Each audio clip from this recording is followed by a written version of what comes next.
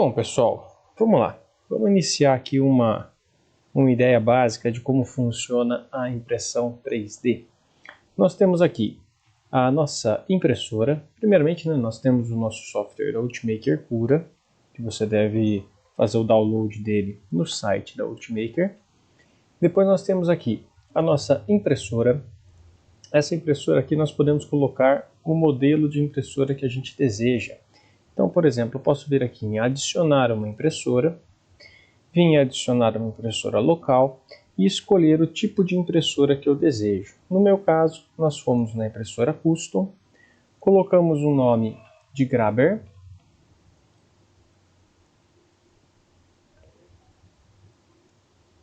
e como ela é Custom, nós temos que dar todas as informações para ela. Então vamos colocar aqui 180 mm em X, 150 em Y, 123 em Z. Ela possui mesa aquecida e aqui nós temos a parte de extrusão. A extrusão dela, o tamanho do bico, nós estamos trabalhando com um bico de 0,3 milímetros de diâmetro e 1,75 milímetros do filamento. Vou colocar no próximo aqui, pronto. Está setado a nossa impressora. Nesse caso aqui, o que acontece? Nós vamos chamar a nossa pecinha. Eu vou clicar aqui em abrir, vou abrir aqui o suporte do dosador e está aí a minha pecinha para ser impressa. Essa peça acontece o seguinte, vamos dar uma olhadinha nos comandos básicos. Quando eu clico em cima da peça, abre aqui algumas opções para a gente. A primeira opção é para você mover a peça na mesa. Então a gente move em X, move em Y. Em Z ele não deixa movê-la. Em Z ele acaba sempre jogando em cima da peça. Bom, então, nesse caso, nós temos aqui escala. Aqui eu posso aumentar a escala em X, aumentar a escala em Y, aumentar a escala em Z. No meu caso, eu preciso que a escala seja padrão 100%. Ele já volta ao tamanho original da peça. Se eu clicar em redimensionamento uniforme, quando eu quiser aumentar, aumenta proporcionalmente todas as medidas. Ctrl Z, ele volta atrás. Muito bem, nós temos a opção ainda de rotacionar. Eu posso aqui rotacionar a peça clicando nessa seta vermelha que tem aqui, ou na seta verde, ele gira 90 graus. Na seta azul também eu posso girar, ele gira 90 graus. E eu posso também clicar no círculo, giro ele de forma mais livre. Muito bem. Uma outra opção que eu tenho aqui é reestabelecer, ele volta no padrão da peça. Eu tenho a opção assentar ao plano, caso a peça esteja um pouco torta e eu pedir para ele assentar no plano, ele assenta no melhor plano que ele acredita ser o interessante. E eu tenho a opção ainda de selecionar uma face. Eu posso clicar nessa face aqui e ele fica exatamente na posição que a gente deseja. Então, eu clico na face que eu desejo, ele tomba naquela posição. Aqui nós temos a opção de espelhamento. Eu posso fazer uma peça espelhada para um lado, eu posso fazer a peça espelhada para o outro lado, posso fazer a peça espelhada para este outro lado. Então aqui seria o espelho de uma peça. Muito bem. Nesses comandos aqui de baixo, eu posso imprimir a peça como um modelo normal, imprimir ele como suporte, imprimir como preenchimento ou utilizar essa peça como uma peça de formato variado para não haver suporte nessa peça. Aqui vocês vão conseguir enxergar um pouco melhor a funcionalidade numa outra situação. Mas são as 4 opções que a gente pode utilizar. Então, geralmente a gente usa no modelo normal, porque a gente quer imprimir essa peça. Aqui nós temos uma opção de criar alguns quadrados. Esses quadrados, sim, são utilizados neste formato aqui, de não suporte. de não suportar sobreposições, porque aí quer dizer o quê? Elimina os suportes. Vamos ver isso aqui um pouquinho mais para frente. E aqui eu tenho um recurso extra, que seria para fazer suportes de forma manual, mas esse recurso ele não é um recurso básico, ele é um recurso que você adquire ele aqui no mercado de forma gratuita. Bem, vamos colocar restabelecer ele então, para ele ficar na posição padrão dele, que aqui para mim já é o suficiente, e vamos dar uma olhadinha nesses outros comandos aqui. Vamos entrar em recomendado, porque no recomendado nós vamos ter um número menor de informações a precisar detalhar para imprimir essa peça. Então essa daqui seria a parte básica, o mais básico possível para você imprimir uma peça. Então aqui eu tenho perfis de 0,06, 6 centésimos, 1 décimo, 15 centésimos, 2 décimos, 30 centésimos ou 3 décimos, 4 décimos e 6 décimos. Nesse caso aqui ele deixa todas as opções habilitadas para a gente, mas a gente não pode usar qualquer opção dessa. O normal é nós utilizarmos um tamanho de 0,2, mas aonde vem esse normal que eu estou falando? Nós estamos trabalhando com um bico de impressão de 0,3 milímetros, que não é um bico padrão da máquina. Vamos dar uma verificada aqui, ó.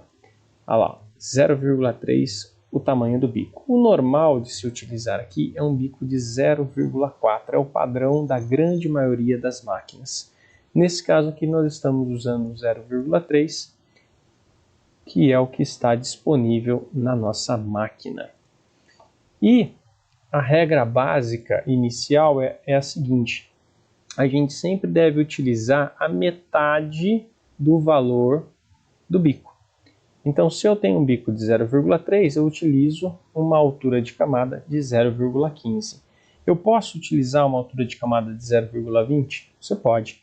Eu posso usar uma altura de camada de 0,1? Você também pode, sem problema nenhum. Nós vamos, inclusive, fazer um teste para a gente verificar o que é essa altura de camada, para você poder visualizar um pouco melhor. Eu vou mandar fatiar essa peça. Vamos entrar na pré-visualização e vamos olhar o que está acontecendo. Olha só, aqui você consegue perceber que a peça nossa tem 198 camadas de altura, que são essas camadinhas como se fossem folhas de papel uma em cima da outra. Essas são as camadas. E essas camadas, ela tem justamente a altura que foi definida aqui, ó, de 1 décimo. Então ela fica uma altura de camada bastante fina, é como se fosse a resolução da tua peça. Se eu jogo uma altura de camada de 2 décimos, o que vai acontecer? Vai diminuir pela metade aquele número de camadas. Então agora nós passamos a ter apenas 199 camadas. Você percebe que já ficou bem mais grosseiro. Esse grosseiro que a gente fala, ele ainda é bastante fino. E agora está demorando 1 hora 40 minutos para fazer a impressão. Bem, eu posso colocar 0,3? Aqui você já vai ter um problema. Por que você vai ter um problema? Você vai estar trabalhando com exatamente a altura da camada é a mesma do diâmetro do bico. E isso não é aconselhável a fazer. Por que não é aconselhável fazer? Porque você não vai ter o esmagamento do cordão, fazendo com que exista uma aderência melhor entre as camadas. Então, uma altura de bico, num diâmetro de bico de 0,3, você no máximo pode trabalhar com uma altura de camada de 0,2. Se você colocar uma altura de camada de 0,3, a sua peça vai ficar extremamente frágil. Caso você queira trabalhar com uma altura de camada de 0,3, qual é o que seria mais interessante de se fazer? Você, por exemplo, colocar um diâmetro de bico de 0,6. Se você coloca um diâmetro de bico de 0,6 e trabalha com a altura de camada de 0,3, você está justamente trabalhando na metade do diâmetro do bico. Muito bem, isso é uma regra? Isso não é uma regra, mas a gente tem que ficar atento nas decisões que nós vamos tomar aí nesse processo de fatiamento. Bem, aqui então vimos as alturas de camada e os seus possíveis problemas, caso a gente exceda. E se a gente fizer ele também muito baixo, ele fica com um outro problema muito sério. O 0,06, o passo do nosso motor, o passo mínimo do motor, ele ultrapassa 0,6. Então o que acontece? A gente pede para ele fazer uma alturinha de camada de 0,6, o motor ele não consegue calibrar exatamente com 0,6. E aí você começa a ter uma camada em cima da outra, de forma que começa a dar um defeito, de parecer que tem um excesso muito grande de material. Então, camadas muito finas, você só vai poder fazer se a sua máquina tiver a capacidade de gerenciar os motores, gerenciar o passo da sua rosca e fazer com que ele consiga ter esse passo de 0,06 milímetros. Então aqui o mínimo que a grande maioria das impressoras consegue seria 1/10. Mas aí nós vamos trabalhar lá com 2/10 para não ficar nem muito demorado. Já vemos como temos aí 1h e 40 minutos. Vamos utilizar 18 gramas de material e 6 metros aproximadamente de filamento. Bem, o que mais que nós temos aqui então? Preenchimento. Vamos falar um pouquinho de preenchimento. Preenchimento é essa parte cor de abóbora. Essa parte cor de abóbora, eu posso ter, por exemplo, mais material dentro da peça, colocar 100% de material dentro da peça. Essa peça vai ficar maciça. O que acontece? Olha lá, todas as camadas elas estão 100% preenchidas. Isso faz com que a sua peça fique extremamente resistente, porém há um custo de tempo bastante elevado e de material também bastante elevado. Tem que avaliar para ver se é necessário ou não esse preenchimento de 100%. E eu posso ter também um preenchimento de 0%, a peça totalmente oca. Olha só, ela totalmente oca, vai gastar muito pouco material e vai diminuir bastante o tempo de impressão. E a peça vai ficar 100% oca. Essa parte de deixar ela 100% oca é um problema bastante complicado de se resolver. Veja só, apenas com recursos básicos fica difícil a gente conseguir resolver. Mas a parte amarela, repare que ela está começando a querer imprimir no ar, olha só. Toda aquela parte amarela do círculo que está sendo montado aqui, ó, ele está imprimindo no ar. E nessa de imprimir no ar ele vai cair. Então nós vamos ter aí um defeito nessa parte, com toda certeza. Então eu preciso ter um mínimo de preenchimento para a gente poder ter o apoio da parte amarela. Veja só, tendo o apoio da parte amarela, repare que as linhas cor de abóbora, ela serve como se fosse pilares ou paredes para ser depositado esse material aqui em cima, formando como se fosse uma laje. Tudo bem? Bom, vamos lá então. Existe a opção ainda de preenchimento gradual. Como é que funciona o preenchimento gradual? Vamos dizer que eu queira que essa peça tenha, por exemplo, uma quantidade de preenchimento aqui, ó. Reparem só. Olha o que funciona no gradual. Ele tem uma parcela da peça com uma quantidade pequena de preenchimento, e aonde eu vou precisar suportar uma área em cima, ele colocou uma área mais densa. Então veja só, aqui conforme a gente vai subindo, ó, ele vai ficando ainda mais denso. Olha só. Por que ele vai ficando mais denso? Porque daqui a pouquinho vai vir uma laje, olha só.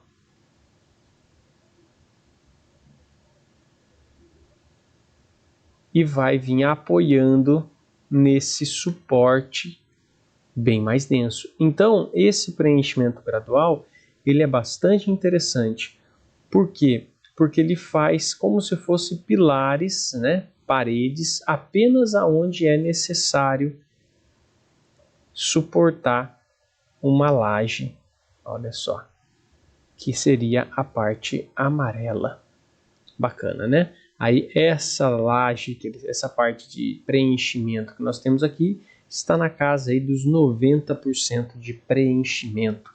Ele começa bem baixinho, na casa aí dos seus 10% de preenchimento, e vai aumentando a densidade dele conforme vai chegando próximo do local que tem a necessidade. Muito bem. Preenchimento gradual. Então, olha só. Aí aqui, ó, ele veio, depois só aqui em cima, ó, ele veio se fechando de forma a dar sustentação para as camadas superiores. Depois nós temos ainda, além do preenchimento gradual, nós temos a opção de suporte. Aqui no caso do preenchimento gradual, eu vou deixar apenas com 10%, que para a gente já é o suficiente.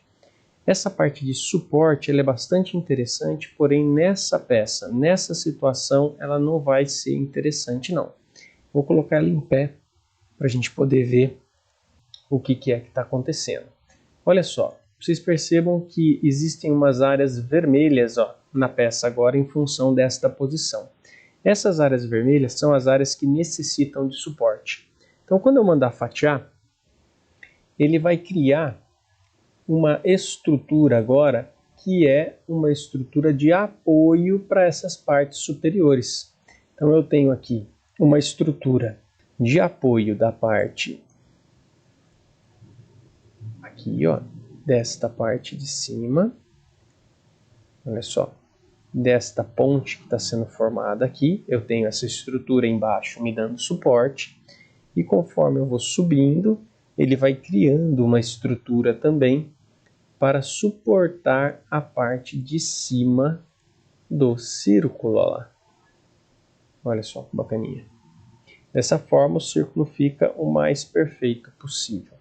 Mas nesse caso nosso não é o mais interessante. O mais interessante seria eu fazer a peça sem precisar de suporte. Então, olha lá, vou tirar o suporte aqui também, porque para mim não é necessário. Essa parte muito pequenininha que está aqui em vermelho, ela dá para ser feita sem problema nenhum, sem suporte. E o que seria essa aderência? A aderência é o seguinte, quando a gente manda fatiar a peça com a aderência, você vai perceber que existe, nesse caso aqui ficou um pouco fora, tem que mandar assentar ao plano e mandar fatiar novamente. Olha só, aí ele pega em toda a área e forma como se fosse uma saia à volta todinha da peça. Esta área de material à volta todinha da peça, ela serve para ajudar a fixar a peça na mesa, fazendo com que a peça não descole com muita facilidade. Então nós temos este modelo que é o brim, e se nós tirarmos a aderência, nós temos o skirt. O skirt ele é apenas duas linhazinhas só, que faz com que a pressão do bico fique constante antes dele começar a fazer a peça. Então o que acontece? Nessa primeira etapa, ele primeiro vem, olha lá, faz o caminho em volta da peça, justamente para calibrar a pressão do bico, para ter material numa pressão correta de trabalho no bico, para depois poder fabricar a nossa peça. Então, olha lá, depois que ele fez essa etapa, aí sim ele vai lá para a peça, com pressão no bico já adequada, e começa a fabricar a nossa peça. Ele começa primeiro pela camada interna e vai fazendo, nesse caso nós vamos ter duas camadas internas e uma camada externa lá. E depois ele vem fazendo o preenchimento. Certo? Essa seria a primeira camada. E assim por diante em todas as outras camadas até fechar a nossa peça. Então, basicamente, pessoal, a impressão 3D ela é bastante simples, mas não se engane. Aqui nós vimos 5 comandos aí da parte básica. Só que se a gente entra na parte do personalizado, aqui é onde você tem todos os recursos para estar utilizando. E aqui nós temos várias opções que é interessante a gente saber como funciona cada uma delas, para na hora de ter que tomar uma decisão, fazer a melhor escolha. Tá joia? Um grande abraço, até a próxima.